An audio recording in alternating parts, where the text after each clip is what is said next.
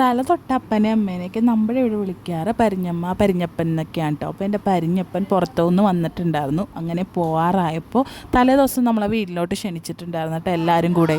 അവിടെ ചെന്നപ്പോഴാണെങ്കിലോ ഗൈസ് പരിഞ്ഞമ്മ കുറേ സംഭവങ്ങളൊക്കെ ഉണ്ടാക്കി വെച്ചിട്ടുണ്ട് പാക്ക് ചെയ്ത് കൊടുത്ത് വിടാൻ വേണ്ടിയിട്ട്. അപ്പോൾ ഇതൊക്കെ കേക്കാണ്, പ്ലം കേക്കാണ്, പിന്നെ കുറേ ചിപ്സ്, പിന്നെ ശർക്കര വരട്ടി, അങ്ങനെ കുറേ സംഭവങ്ങൾ. പിന്നെ നമ്മൾക്ക് വേണ്ടി ഉണ്ടാക്കിയതാണ് ഈ ഇറച്ചിച്ചോറ്. അടിപൊളിയായിരുന്നു കേട്ടോ. ഞങ്ങളവിടെ നിന്ന് കഴിച്ചില്ല, അത് പാർസൽ മേടിച്ച് വീട്ടിലോട്ട് പോരുകയാണ് കേട്ടോ ചെയ്തത്. പപ്പയമ്മയൊക്കെ രാത്രി ആയപ്പോഴാണ് കേട്ടോ പോകുന്നത്. ഞങ്ങൾക്കാണെങ്കിൽ കുട്ടികളുള്ളതുകൊണ്ട് വേഗം പോന്നു. അപ്പോൾ നമുക്കുള്ളത് പാർസൽ തന്നു വിടുകയാണ് ചെയ്തത്. പിന്നെ കുറേ സംഭവങ്ങളെല്ലാം ഉണ്ടാക്കിയത് പകുതി നമുക്കും തന്നു വിട്ടായിരുന്നു.